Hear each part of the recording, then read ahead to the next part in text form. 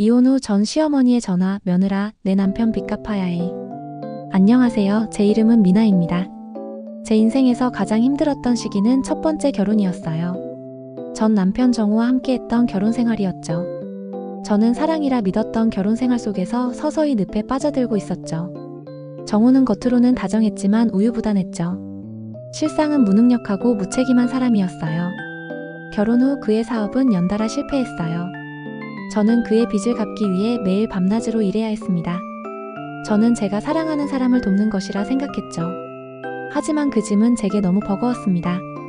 가장 힘들었던 것은 시어머니의 끝없는 요구였어요. 시어머니는 정우의 사업 실패를 모두 제 탓으로 돌렸죠. 제가 번 돈으로 시댁의 빚까지 갚으라고 요구했죠. 저는 결혼 생활 내내 돈 벌어오는 기계처럼 살아야 했어요. 그러다 결국 저는 모든 것을 포기하고 이혼을 결심했습니다. 정우와 시어머니는 이혼을 반대했죠. 그러나 더 이상 현금 출금기처럼 그렇게 살 수는 없었습니다. 저는 단호했습니다. 시어머니에게 선언을 했죠. 더 이상은 못 살겠습니다. 저도 제 삶을 살아야 해요. 저는 모든 것을 정리하고 빈손으로 나왔습니다.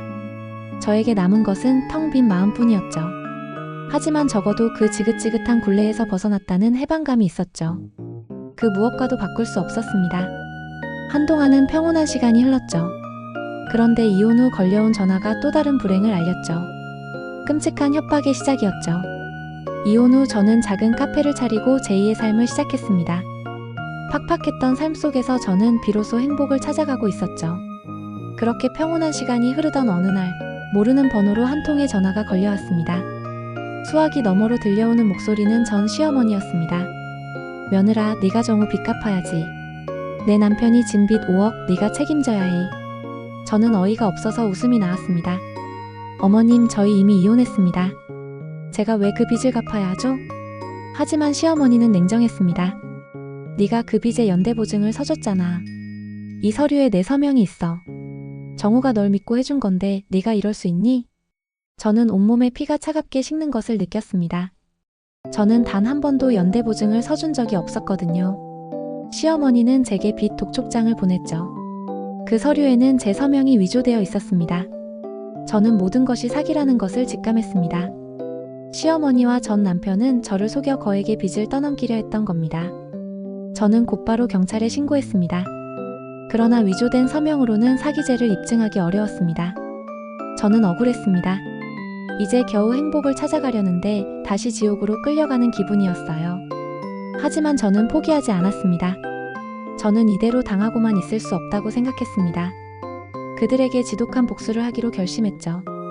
저는 전 시어머니에게 전화를 걸었습니다. 어머님, 제가 그 빚 갚겠습니다. 대신 저 혼자 다 갚을 수는 없어요. 어머님과 정우 씨도 같이 갚아주세요. 시어머니는 의기양양하게 웃으며 제 제안을 받아들였습니다. 그들은 제가 빚을 갚기 시작하자 저에게 더 많은 빚을 떠넘기려고 했죠. 저는 그들의 욕심을 역이용하기로 했습니다. 저는 매일 빚을 갚는 척했죠. 그리고는 시어머니와 정우의 모든 행동을 녹음하고 녹화했습니다. 그리고 그들이 저에게 사기를 치는 모든 증거들을 모으기 시작했죠. 그러다 저는 우연히 정우의 휴대폰에서 충격적인 사실을 발견하게 되었습니다. 그 5억의 빚은 정우의 사업 자금이 아니었습니다. 정우는 그 돈으로 시어머니와 함께 도박과 유흥에 탕진하고 있었죠. 저는 그들의 모든 범죄 행각이 담긴 USB를 가지고 있었습니다. 그리고 그들이 5억의 빚을 갚지 못하게 했죠. 제가 쳐놓은 함정으로 그들을 유인했습니다. 저는 그들에게 솔깃한 제안을 했죠. 어머님, 정우씨, 제가 투자하면 이 돈 몇 배로 불릴 수 있어요. 저와 함께 투자해서 빚 다 갚고 같이 행복하게 살아요. 그들은 제 말을 믿고 제가 준비한 투자 상품에 돈을 넣었습니다. 하지만 그 투자 상품은 제가 설계한 가짜였죠. 그들의 돈은 모두 증발했습니다. 시어머니와 정우는 절규하며 저를 찾아왔습니다. 그들은 분을 못 삭히며 삿대질을 하며 제게 따졌습니다. 시어머니는 충혈된 눈으로 독서를 퍼부었죠. 네가 감히 우리 돈을 날리도록 했어. 전 남편은 나를 노려보며 소리쳤죠. 빨리 그 돈을 다시 가져와. 저는 그들을 비웃으며 말했습니다. 어머님, 정우씨, 이제야 조금 공평해졌네요. 제가 당한 것처럼 당신들도 모든 것을 잃어보세요. 그들이 분노를 폭발하려는 순간 경찰이 들이닥쳤습니다. 저는 이미 그들의 모든 범죄 행각이 담긴 증거를 경찰에 넘긴 상태였죠. 정우와 시어머니는 절규하며 저를 바라보았습니다. 저는 그들에게 말했습니다. 어머님, 정우 씨, 이제 우리 연대보증 서야죠. 평생 감옥에서 함께 빚 갚아야 할 겁니다. 결국 정우와 시어머니는 모든 것을 잃고 감옥에 갇혔습니다. 그들이 저에게 씌우려 했던 5억의 빚은 그들의 몫이 되었죠. 저는 이혼을 통해 그들로부터 벗어났죠. 하지만 그들은 평생 저의 굴레 속에서 살아야 할 겁니다. 이 이야기는 단순히 복수극이 아닙니다. 이 이야기는 사랑을 가장한 사기에 맞서 싸우고 자신의 존엄성을 지키고자 했던 한 여자의 이야기입니다. 당신의 삶에는 혹시 인간의 탈을 쓴 악마가 존재하진 않나요? 그에게 속아 모든 것을 잃기 전에 진실을 마주할 용기를 가지세요. 자신의 삶은 스스로 용기를 지니고 다시 되찾아야 합니다. 좋아요와 구독은 큰 힘이 됩니다. 감사합니다.